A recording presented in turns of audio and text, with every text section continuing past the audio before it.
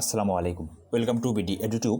এ পর্বে আমরা 235 পৃষ্ঠার 9 নম্বর সমস্যার সমাধান দেখব। তো এখানে বলা হচ্ছে 10 সদস্যের একটি নমুনার গাণিতিক গড় ও পরিমিত ব্যবধান যথাক্রমে 9.5 এবং 2.5। পরে 15 মানের আরও একটি সদস্য নমুনায় অন্তর্ভুক্ত করা হলো। তাহলে 11 সদস্য বিশিষ্ট নমুনার গাণিতিক গড় ও পরিমিত ব্যবধান নির্ণয় করো। অর্থাৎ এখানে যে জিনিসটা আসলে বোঝানো হয়েছে, আমরা যদি একটু উদাহরণের মাধ্যমে বোঝার চেষ্টা করি। ধরেন কোনো একটা স্কুলে 10 জন শিক্ষার্থী আছে।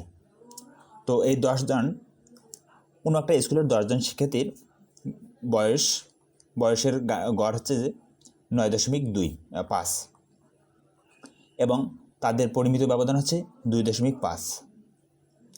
এখন এই যে 10 সদস্য বিশিষ্ট 10 জন শিক্ষার্থী আছে, এখন এদের সাথে আরও একজন শিক্ষার্থী যোগ হইল, যার বয়স হচ্ছে 15। তো এখন এই যে 10 থেকে সদস্য হয়ে গেল 11 জন। তো এখন এই 11 সদস্য বিশিষ্ট আমাদের যে নমুনা আছে, এর গাণিতিক গড় এবং পরিমিত ব্যবধান কত হবে সেটা আমাদের বের করতে হবে। আশা করি আপনারা উদাহরণের মাধ্যমে বিষয়টা বুঝতে পেরেছেন। তো চলেন আমরা এখন আমাদের সমাধানে যাই। তো সমাধানে কি দেওয়া আছে? 10 সদস্যের একটি নমুনা গড় 9.5, অর্থাৎ নমুনা গড় দেওয়া আছে আমাদের 9.5। এবার এই 10 সদস্যের নমুনা মানের সমষ্টি, মানে এই সবগুলা মান যোগ করলে কীরকম হবে। তো এই সবগুলা মানের সমষ্টি বের করার জন্য আমাদেরকে যে গড় আছে, গড়ের সাথে যদি আমরা এই 10 গুণ করে দিই, তাহলে যে ফলাফলটা পাবো সেটা হচ্ছে নমুনা মানের সমষ্টি বা যোগফল। তাহলে 10-এর সাথে 9.5 আমরা যদি গুণ করি তাহলে আমরা পাবো 95। তাহলে এটাই হচ্ছে এই 10 সদস্যের নমুনা মানের সমষ্টির ফলাফল 95। এখন 15 মানের আরও এক সদস্যের নমুনা যোগ করলে, অর্থাৎ এই 10 সদস্য বিশিষ্ট নমুনা মানের সাথে যদি এখন আরও 15 বিশিষ্ট নমুনা যোগ করি, তাহলে এই নতুন নমুনা মানের সমষ্টি হবে 95-এর সাথে 15 যোগ করলে 110। এই 110টা কি? এই 110টা হচ্ছে যে 95 হচ্ছে 10 সদস্যের নমুনা মানের সমষ্টি, আর এই 110 হচ্ছে 11 সদস্যের নমুনা মানের সমষ্টি। এখন আমাদের এই গড়টা কি হবে? 10 সদস্যের নমুনা গড়ের সমষ্টি হচ্ছে 9.5। তাহলে এই 11 সদস্যের ক্ষেত্রে গাণিতিক গড় হচ্ছে এই সমষ্টি, নমুনা সমষ্টি 110কে যদি আমরা 11 দ্বারা ভাগ করি তাহলে পাবো কি? 10 পাবো। এটাই হচ্ছে 11 সদস্যের ক্ষেত্রে নমুনা গড় 10। এখন আবার 10 সদস্য বিশিষ্ট নমুনার পরিমিত ব্যবধান। 10 সদস্য বিশিষ্ট নমুনার পরিমিত ব্যবধান আমাদের প্রশ্নে দেওয়া আছে 2.5। তো পরিমিত ব্যবধানকে আমরা জানি যে সিগমা দ্বারা প্রকাশ করা হয়। তো এই জন্য আমরা লিখেছি সিগমা ইজ ইকুয়াল টু 2.5। এখন আমরা যদি বর্গ করি, উভয় পক্ষে যদি বর্গ করি, তাহলে sigma square is equal to 2.5-এর যদি আমরা বর্গ করি তাহলে 6.25। আমরা যদি একটু দেখি 2.5 স্কোয়ার, তাহলে ফলাফল এসেছে 6.25। আমরা উভয় পক্ষে বর্গ করলাম, লিখে দিতে পারেন যে উভয় পক্ষে বর্গ করে।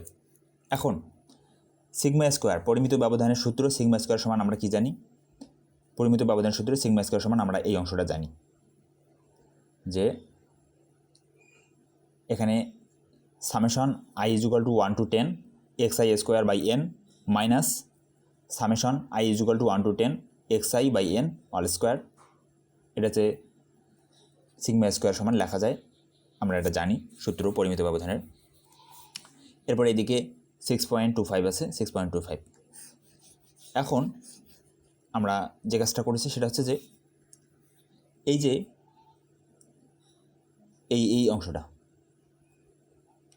এই অংশটাকে আমরা ভেঙে এভাবে লিখতে পারি। এখানে কি দেওয়া আছে বলেন তো? সামেশন xi স্কোয়ার আর এই মানটা হচ্ছে কি 1 থেকে 10, মানে 1 থেকে 10টা মান যোগ করে এই মানটা আমরা পাবো। তো এটাকে আমরা ভেঙে লিখেছি মূলত। তো এটাকে যদি আমরা ভেঙে লিখি তাহলে x1 square plus x2 square plus x10 square এই মানটা পাবো। আর নিচে তো এর মান হচ্ছে কত 10। আমরা যে 10 সদস্য বিশিষ্ট নমুনার কথা বলতেছি এখানে, তো এর মান হচ্ছে সেদিক থেকে 10। এখন আর এদিকে মাইনাস এই যে এটার মান হচ্ছে আমাদের 95, i = 1 to 10 সামেশন xi, এটার মান হচ্ছে এই যে 95। এটাকে বলা হচ্ছে সামেশন i = 1 to 10 xi, এই 95কে বলা হচ্ছে। তাই জন্য এটার মান হচ্ছে 95, আর নিচে এর মান হচ্ছে 10, আর এর উপরে আছে স্কোয়ার = 6.25।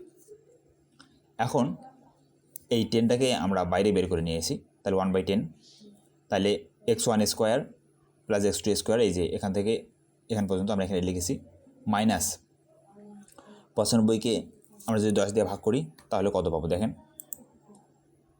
আমরা যদি ভাগ করি 95 ভাগ হচ্ছে 10, তাহলে এই মানটা আসতেছে। এটাকে যদি আমরা স্কোয়ার করি তাহলে স্কোয়ার করলে দাঁড়াচ্ছে ফলাফল 90.25, এই যে 90.25 এদিকে আছে 6.25।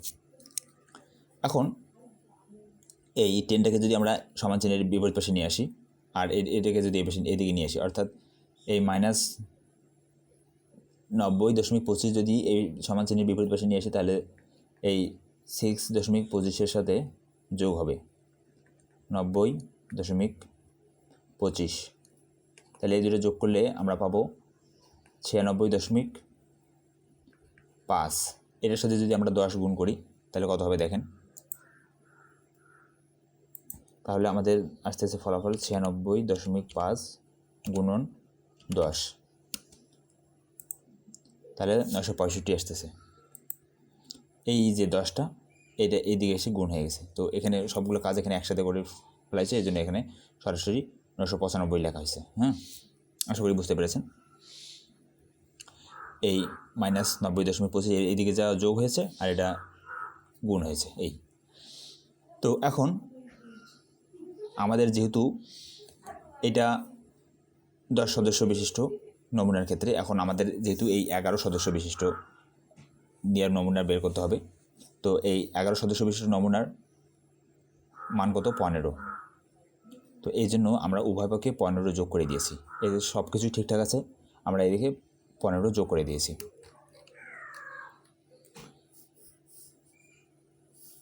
পনেরো মানের আরও একটি নমুনায় একটি সদস্য নমুনায় অন্তর্ভুক্ত হলো। 15 মান বিশিষ্ট, অর্থাৎ যদি শিক্ষার্থীর কথা চিন্তা করেন, মনে ধরেন যে 15 বছর বিশিষ্ট আরও একজন শিক্ষার্থী এই দলে যোগ হইল, এই হচ্ছে বিষয়টা। তাহলে এই জন্য আমরা এইদিকে উভয়পক্ষে 15 যোগ করে দিয়েছি। তো এখন 15 উভয়পক্ষে 15 যোগ করার পর এখন এটা 10 সদস্য বিশিষ্ট নমুনা থেকে এটা এখন হয়ে গেল 11 সদস্য বিশিষ্ট নমুনা। এখন তাহলে আমরা এটা ঠিকঠাক আছে এদিকে সব কিছুই, আর এদিকে 965 আর 15 স্কোয়ার এই দুটো যোগ করলে পাবো আমরা 1190। এখন এই 1 থেকে 10 পর্যন্ত তো ছিলই, আর আমরা একটা 15 স্কোয়ার যোগ করলাম। এটা কি 11 নম্বর সদস্যের বয়স না, আসলে 11 নম্বর সদস্যের মান। যদি শিক্ষার্থীর কথা চিন্তা করেন সেক্ষেত্রে যদি বয়সের দিক থেকে বিষয়টাকে চিন্তা করেন তাহলে বয়স বলতে পারেন। তো এটা আসলে বোঝার জন্য, বোঝার সুবিধার্থে মনে করতে পারেন। তো এখন এটা কি 11 নম্বর আমাদের নমুনার মনে করেন মান এই 15। তাহলে এটাকে আমরা 15 স্কোয়ারটাকে আমরা 111 দিয়ে আমরা প্রকাশ করতে পারি। তাহলে x1 থেকে x11 পর্যন্ত এই হলো 11 সদস্য বিশিষ্ট নমুনা, এবং এর ফলাফলটা হচ্ছে 1190। এখন আমাদের যে কাজটা করতে হবে সেটা হচ্ছে যে 11টি নমুনার সমষ্টি, আমরা 11টি নমুনার সমষ্টি পাইছি 110। এই যে এখান থেকে পাইছি 11টি নমুনার সমষ্টি পাইছি 110, 10টি নমুনার সমষ্টি পাইছি 95। এখন আমাদের যে জিনিসটা প্রয়োজন, এই 11টি নমুনার সমষ্টিকে আমরা এই বাংলায় এভাবে না লিখে এভাবে লিখতে পারি যে x1 plus x2 plus dot dot dot x11 equal to 110। হ্যাঁ, বাংলা কথা না লিখে আমরা এভাবে লিখতে পারি। এটা দ্বারাও আমরা 11টি নমুনার সমষ্টি বোঝাচ্ছে। হ্যাঁ, তো এখন এই 11 সদস্য এটা আমরা পেলাম গড়। 11 সদস্য বিশিষ্ট নমুনার পরিমিত ব্যবধান আমাদের বের করতে হবে। আমাদের দুইটা জিনিস বের করতে বলা হয়েছে, একটা হচ্ছে যে নমুনার গাণিতিক গড় ও পরিমিত ব্যবধান। তো গাণিতিক গড় আমরা পেলাম 110 এবং এখন আমাদের বের করতে হবে পরিমিত ব্যবধান। তো 11 সদস্য বিশিষ্ট নমুনার পরিমিত ব্যবধান, আমরা পরিমিত ব্যবধানের সূত্র সিগমা সমান জানি। আগের সূত্রটাতে আমাদের সিগমা স্কোয়ার ছিল, তো স্কোয়ারটাকে যদি আমরা এদিকে নিয়ে আসি তাহলে কী হয়ে যাবে, রুট হয়ে যাবে। তাহলে সিগমা সমান আমরা জানি রুট, এই যে মানগুলো, এটা হচ্ছে সূত্র পরিমিত ব্যবধানের, নিশ্চয় জানেন। এখন আমাদের যেটা প্রয়োজন সেটা হচ্ছে যে এই যে summation i = 1 to n xi square. তো এটার মান কত? এটার মান হচ্ছে 1190। এই যে এই মানটা 1190, আর এনের মান হচ্ছে কত? 11, যেহেতু 11 সদস্য বিশিষ্ট নমুনা, minus summation i = 1 to n xi, এটার মান কত? এটার মান হচ্ছে 110। এই যে এটা মান 110, তো আর নিচে এনের মান কত? 11। তাহলে এই সবগুলো হিসাব ক্যালকুলেশন করলে আমরা যদি একটু দেখি, প্রথমত আমাদের রুট 1190, তাহলে আমরা লিখি যে 1190 আর নিচে আসতেছে আমাদের 11 মাইনাস, এখানে আমরা ব্র্যাকেট ইউজ করি, ব্র্যাকেট, এখানে আছে আমাদের 110, তাহলে 110 আর নিচে হচ্ছে আমাদের 11, এই মানটার উপরে আমাদের কী হবে? স্কোয়ার হবে। তাহলে এটাকে যদি আমরা ক্যালকুলেশন করি সরাসরি, তাহলে কত আসতেছে? এই যে দেখেন 2.86038, অনেকগুলো মান আসতেছে, তো আমরা 2 ঘর পর্যন্ত নিয়েছি, তাহলে 2.86 প্রায়, এটা হচ্ছে অ্যান্সার।